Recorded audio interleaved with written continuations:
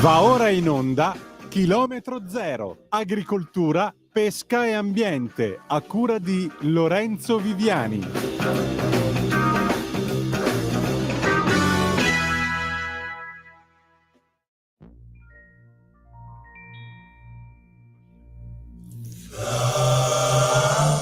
Closer you are, the brighter the stars in the sky.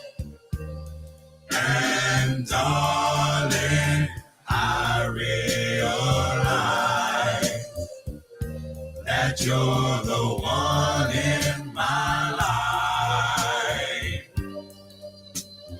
Oh, my heart skips a beat every time you and I meet. My life, my love, my dear, I can't defeat this yearning deep in my heart to have only you. When I first saw you, I did adore you, and all your lovely ways. Slowly you went away, but now you're back to stay. And my love for you grows stronger every day. We are the closer you are. Buonasera, a voi la linea.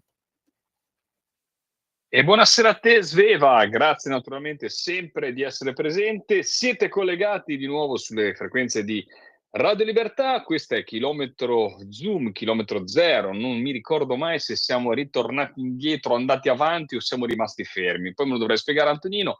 Io sono Lorenzo Viviani, avete appena ascoltato naturalmente il pezzaccio introduttivo che era sempre il nostro mitico Frank Zappa, e dall'altra parte invece del microfono, naturalmente come avete sentito c'è la nostra regista Sveva, e dall'altra parte invece c'è quell'uomo che è il lato oscuro della puntata. È come dire, quando c'è Guerre Stellari, c'è la forza puoi essere lo Jedi della situazione o puoi essere quello che è Darth Vader all'italiana. È lui, il nostro Darth Vader. Antonino Danna!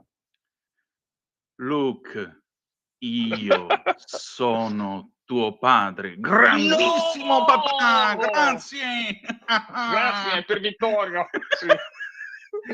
Questo l'ho improvvisata. Stasera ti ho dato il Darth Vader così perché non sapevo cosa dirti e ti ho dato... Come si vede che è l'ultima puntata della stagione. Siamo stanchi, siamo stressati. Amiche e amici miei, ma non dell'avventura, buonasera. Vette altissime stasera, ragazzi. Sì. Chiudiamo col botto. Ho paura di stasera. Sì. Potrebbe concludere tutto il ciclo proprio vitale di Viviani e Antonino all'interno della radio. Non solo. È la volta buona che Giovanni si decide, secondo me. Sì. Comunque, fino a quando ci tiene, siete sempre sulle magiche onde di Radio Libertà. Questo è Chilometro Zoom. Io sono Antonino Danna. Questa è la puntata numero 1041 di oggi, venerdì 25 luglio, che chiude questa stagione numero 5. Ebbene sì, torneremo in onda da lunedì 22 di settembre, ma non è che siccome noi chiuderemo Baracca e Burattini stasera e ci rivedremo a settembre, allora ci pigliamo 2 mesi di vacanza. No, non funziona così. Da lunedì... Assolutamente. Ecco, da lunedì io sarò in onda. Almeno io sì. Tu hai pieno... Ci mancherebbe, non andrò mai in vacanza da radioascoltatore. Ovunque io sia, col mio telefono dietro, ascolterò naturalmente Radio Libertà, ma ascolterò ancora con più convinzione la tua voce. Magari mi troverò sempre al lavoro, però se riuscirò a rubare quella mezza giornata di vacanza, magari su una spiaggia o in montagna a camminare, attaccherò e ascolterò il mio Antonino Danna con la mia applicazione, che consiglio naturalmente a chi non l'ha ancora scaricata di scaricarla. Puoi ascoltare Sì? Radio Libertà anche in Australia, dall'altra parte del mondo con l'applicazione. È bellissimo. Ti attacchi dove vuoi, non ti attacchi ti attacchi anche da qualche parte in modo sbagliato ogni tanto, soprattutto quando ti ci mandano, ma con la radio ti puoi attaccare dove vuoi, Radio Libertà invece. E soprattutto non sbagli mai. Bravo. Le nostre coordinate solite 340-670-9659 per le vostre zappe o WhatsApp, 0292947222 per le vostre telefonate quando lo dirò io. E che dire di più? Sono le 17:40 minuti e 30 secondi. Vi ricordo anche radiolibertà.net c'è fesso chi non lo legge, perché vi perdete un bellissimo giornale online dove appunto ci sono liberamente il direttore responsabile Giovanni Sallusti, gli auto da fede di Giulio Cainarca, la rassegna stampa di Semivarin, videopillole e molto altro ancora. Vi stavo dicendo cosa ci sarà da lunedì. Dimmi. Poi, Lunedì mi dichi. subentra l'orario estivo, per cui la rassegna stampa andrà in onda dalle 8:30 alle 10:30, ci sarà Semivarin fino al 5 di giugno. Io andrò in onda invece dalle 10:30 alle 12:30 con Capitaneria di Porto. Scusate, sì, 5 di giugno, 5 di agosto. Il 6 di agosto io festeggerò il mio compleanno insieme a voi e vi dico la verità, sono contento di farlo perché era una delle mie bucket list, una di quelle 100 cose da fare prima di morire, perché mi piace l'idea di passare, di festeggiare questa, perché so Ti chiamerò 45, in radio quindi per farti gli auguri, agosto. grazie, perché ti dico la verità, lo considero un regalo, per cui dalle 8:30 alle 10:30 io sarò ogni mattina fino al 29 di agosto con la rassegna stampa e poi dalle 12 alle 14 Capitaneria di Porto, come sempre, sempre dal lunedì al venerdì. Avremo delle rubriche speciali, avremo anche la pagina del Mercatello dove vi racconteremo cose di un tempo, vi racconteremo le cartoline, le penne, quelle che si compravano in gita, anche quelle un po' zozze, le macchine fotografiche le macchine fotografiche, quelle che tu guardavi dentro e vedevi le foto dei monumenti, oppure quei cosi che si compravano a Milano, andai, a te pensai e questo ti portai, insomma. Sei terribile. Sì, il cazzeggio tipico dell'estate, dai, perché è agosto e quindi ci sta a viaggiare anche sul filo della nostalgia, sul filo dei ricordi. Ovviamente ci sarà sempre l'attualità anche in Capitaneria di Porto, perché naturalmente non è che possiamo stare solo a fare quelli che vi raccontano come sono andate le cose, ma vi raccontiamo anche come continuano ad andare. Avremo le nostre interviste, i nostri ospiti e così via. Che altro dirvi? Che niente, noi siamo... Personalmente io voglio ringraziare intanto Sveva che ci ha accompagnati in questo cammino, poi voglio ringraziare anche te per aver avuto la pazienza anche quest'anno di sobbarcarti questa trasmissione insieme a me. Questa è una trasmissione che è veramente la quintessenza della radio, perché la radio, dice la nostra cara amica Laura De Luca, che è stata caporedattore della Radio Vaticana, la radio è francescana. È vero, la radio si fa con un microfono, con le parole, con le idee. Non è facile fare una radio di parole come questa, perché significa cercare dei contenuti, significa trovare qualcosa che valga la pena di essere ascoltato. Non è la classica radio che tu chiami, dici chi sei, dove vai, chi vuoi salutare e chiedi una canzone. Quello è un altro tipo di radio che noi qui non facciamo generalmente. Per cui quando fai una radio di parole, ogni volta è una sfida. E posso dire che per quanto noi si sia arrivati magari in fondo alla settimana, certe volte un po' stanchi, oppure senza qualche idea, senza qualche cosa, credo di parlare anche a nome di Lorenzo. Tutte le volte in cui Sveva ha alzato il dito e ha detto siete in onda, pam, l'adrenalina è andata a 1000 e noi ci siamo dimenticati del resto del mondo, perché questa è la magia della radio, la sola idea di far volare le nostre voci ovunque. C'è uno che sta viaggiando sull'autostrada, sta andando a Bari, oppure c'è qualcuno sulle montagne a Sondrio, qualcuno in Sardegna, qualcuno in un aranceto alle falde dell'Etna, chi lo sa. Ecco, eppure siamo tutti assieme in questo tavolo virtuale. E per questo vi dico, è bello così, perché la radio crea una famiglia. Noi abbiamo più famiglie. C'è quella a cui apparteniamo per il cognome, per la storia che ci unisce, certamente. E poi c'è una famiglia che ci costruiamo assieme. e sono i nostri amici, sono le persone che ci stanno vicine. Ecco, la radio affratella sempre e comunque, anche quando non la pensiamo allo stesso modo. Sveva, per favore, chiama il nostro gradito ospite di questa sera, perché poi vedete, la bellezza della radio è che stando seduti possiamo viaggiare ovunque. E infatti tra poco noi viaggeremo, andremo a Bruxelles, andremo a parlare dei dazi, però ripeto, voglio ringraziare Lorenzo per questo cammino, lo ringrazio per la pazienza, per gli spunti, perché non è stato facile.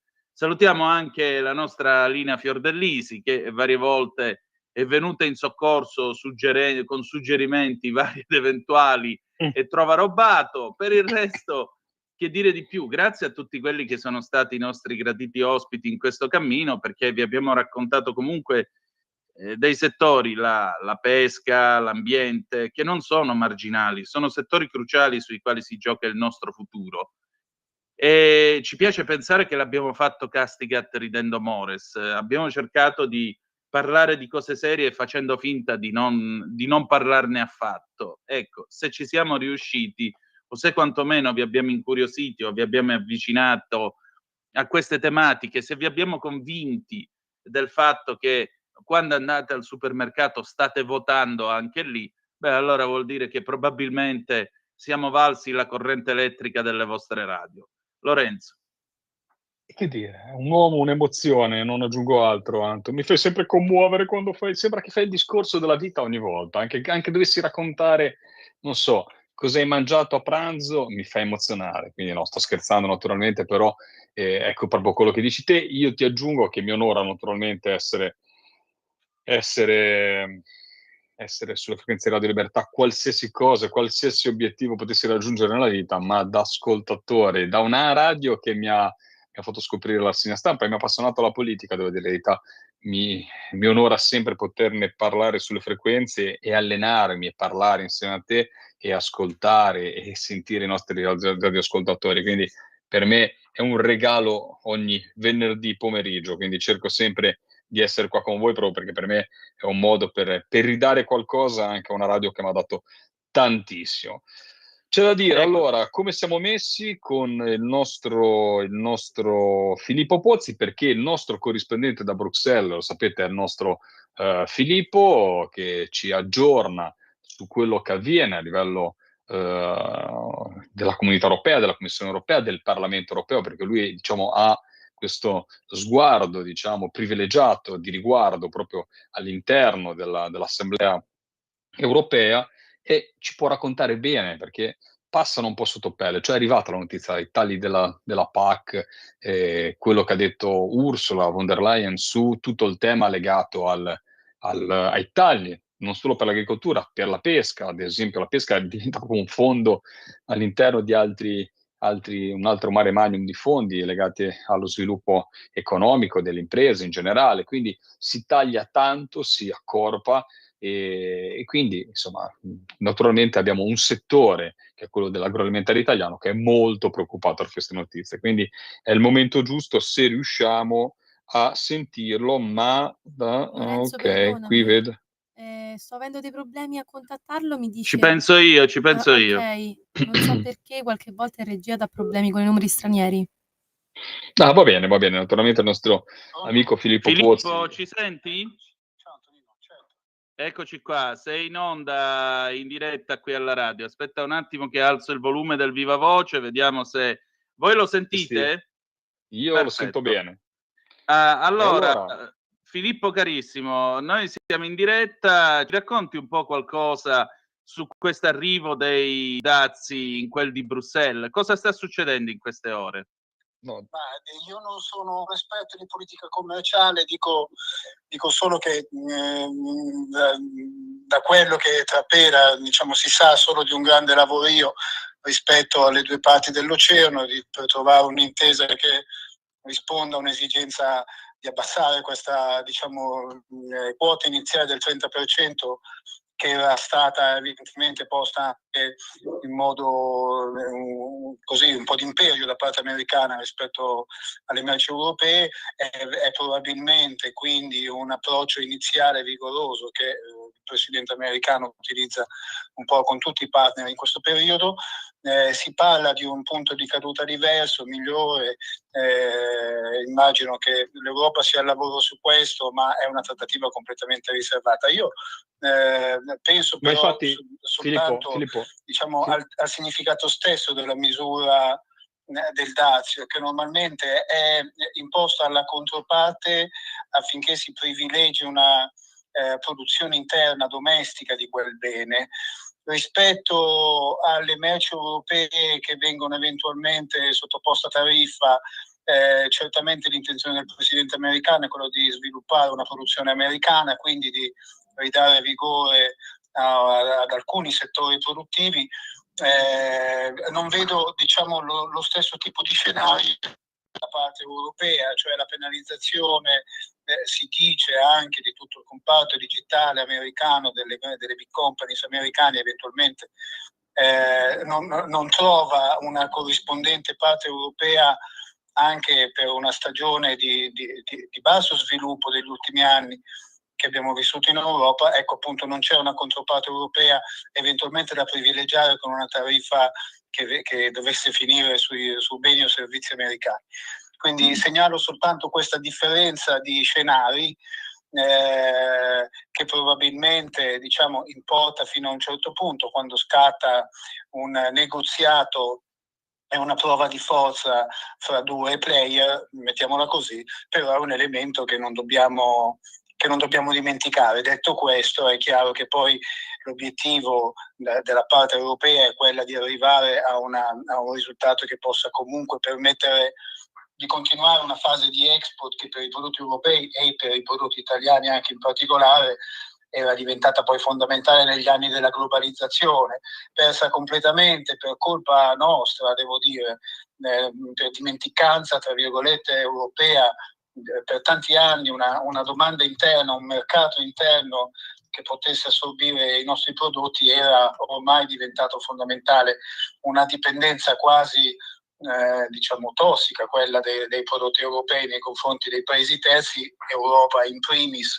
su tutta una serie di settori merceologici, e quindi in questo stato di necessità c'è urgenza di chiudere una trattativa commerciale a una quota sostenibile per mantenere comunque Filippo, dei prodotti italiani e europei in Europa e in America in modo particolare. Filippo, Scusa un se ti momento, blocco, perché Filippo. c'è Lorenzo che ti vuole porre una domanda. Lorenzo, adesso Filippo sì. ti sente, vai pure. Oh, perfetto, scusa. Intanto grazie Filippo, siamo un po' diciamo imbarcamenati in questo collegamento fatto in casa, ma era giusto sentirti. Io ti ringrazio naturalmente sempre per la tua presenza. Appunto, no, Allora adesso non ti sentiamo noi. Aspetta un attimo che dovremmo... forse ora ti sente. Vai Lorenzo. Niente, vado subito alla domanda senza troppi, se mi senti Sì, Filippo, senza troppi convenevoli, è questa. Dazi, quindi siamo partiti da la bilancia commerciale fra Europa e Stati Uniti che investono tantissimo nel mondo dell'agroalimentare, degli aiuti agli agricoltori, Europa che invece preannuncia tagli alla politica agricola comune. Ecco, si aggiunge anche questo, diciamo, sulle spalle di una Europa che rischia di diventare sempre meno competitiva proprio nel settore agricolo. Tu hai appena iniziato a pasteggiare diciamo, la nuova PAC. Pochi minuti, perché abbiamo sempre pochi minuti a disposizione, riesci a darci un po' la sensazione che hai di questa nuova prospettiva europea sul settore agricolo? Forse la chiave di lettura diciamo che hai dato all'inizio è quella più corretta anche per vivere le proposte che abbiamo vissuto, per leggere le proposte che abbiamo visto in questi ultimi giorni. Allora, il tema delle competitività è un tema che anche e soprattutto il settore agricolo si sta ponendo.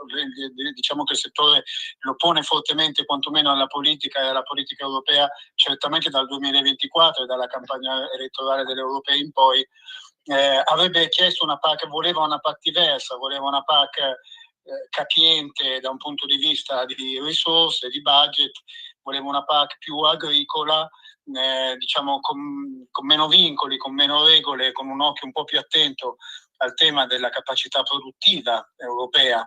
Ricordatevi sempre che, diciamo, dato un certo mercato omogeneo, tutto quello che non viene messo sui banchi, sugli scaffali di provenienza europea, ma che comunque risponde a un bisogno di quel mercato, viene comprato da fuori.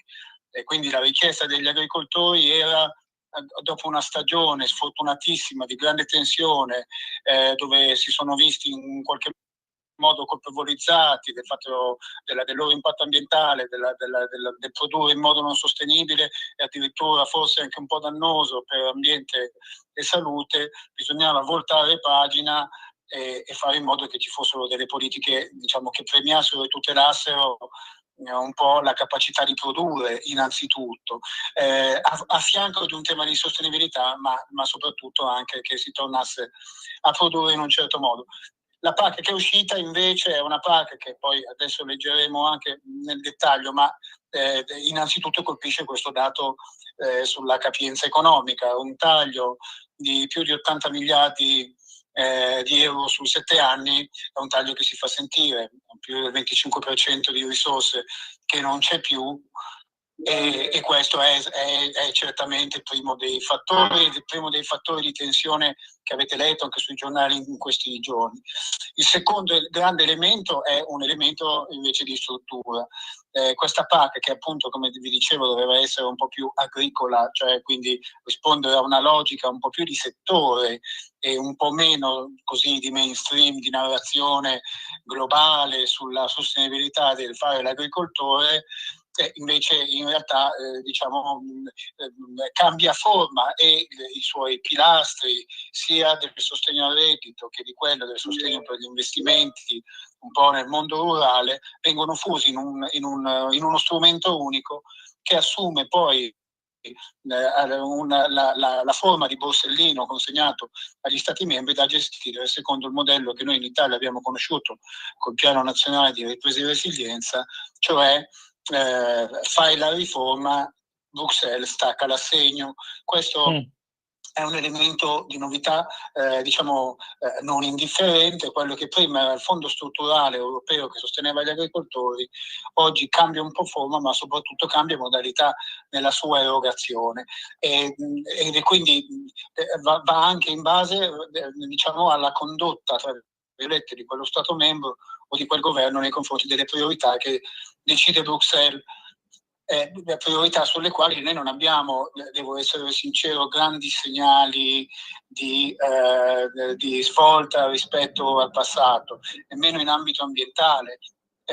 Pensate che tra le raccomandazioni alle quali il nuovo fondo viene vincolato esistono anche poi quelle del semestre europeo, addirittura, quindi il comportamento dello Stato membro in tema di elettrificazione della rete, piuttosto che di riforma della giustizia, piuttosto che di liberalizzazione delle sue attività, sarebbero tutti fattori e condizioni sulle quali Bruxelles vorrebbe vedere appunto una serie di riforme e quindi condizionare gli aiuti, che in questo caso diventano anche gli aiuti all'agricoltura, non più quelli solo del PNRR, ma anche quelli dell'agricoltura. Questo per il settore, diciamo, è certamente uno strumento che allontana da logiche agricole piuttosto che avvicinarlo. Per cui, rispetto a tutta una serie poi di contenuti che vedremo anche col passare dei mesi, ricordo che sia sul bilancio che sulla PAC oggi parte un percorso che è destinato a durare un anno e mezzo, e quindi vedremo anche il tema del contenuto poi sulle misure di merito, però c'è un tema iniziale di gestione di questo fondo e di entità di risorse che chiaramente preoccupa il settore, nei confronti del quale a noi viene da dire non c'è la discontinuità che si chiedeva prima. Lorenzo. Assolutamente Filippo, io purtroppo il tempo ci corre dietro, ma è un primo assaggio delle dinamiche europee molto preoccupante. Quello che hai detto te si conforma un po' alla strada del PNRR, quindi un dato che diciamo di rimaneva forse anche per certi versi in maniera sbagliata, ma ce ne parleremo in futuro, diciamo come base, cioè l'agricoltore aveva magari la PAC che era veramente un sostegno, una stampella che forse è stata troppo una stampella per certi settori nel tempo, però diventa condizionato al fatto se il paese fa i compitini fatti a casa bene, quindi è anche un metodo coercitivo per far andare in una certa direzione, magari anche governi. Quindi molto molto pericolosa, e naturalmente sarà nostro interesse, Filippo, noi veramente siamo in chiusura purtroppo, di riuscire a fare un approfondimento con te. Io ti ringrazio sempre perché il tuo tempo, so che sei sempre alle prese, ora a parte magari la pausa agostana che l'ha fatta anche in Europa, però sei sempre alle prese, alle corse proprio con queste dinamiche, seguire i mille documenti che arrivano dalla Commissione. Quindi sempre grazie per il tempo che dai a Radio Libertà. Ciao Filippo e buone vacanze, mi viene da dire allora. Ciao. Un saluto. Grazie, un saluto Filippo, ciao. E allora, eccoci qua, sono le 18 e che dire di più che noi adesso cediamo la linea al direttore responsabile Giovanni Sallusti per Liberamente e ci risentiamo tra un poco. Grazie. Avete ascoltato Chilometro Zero.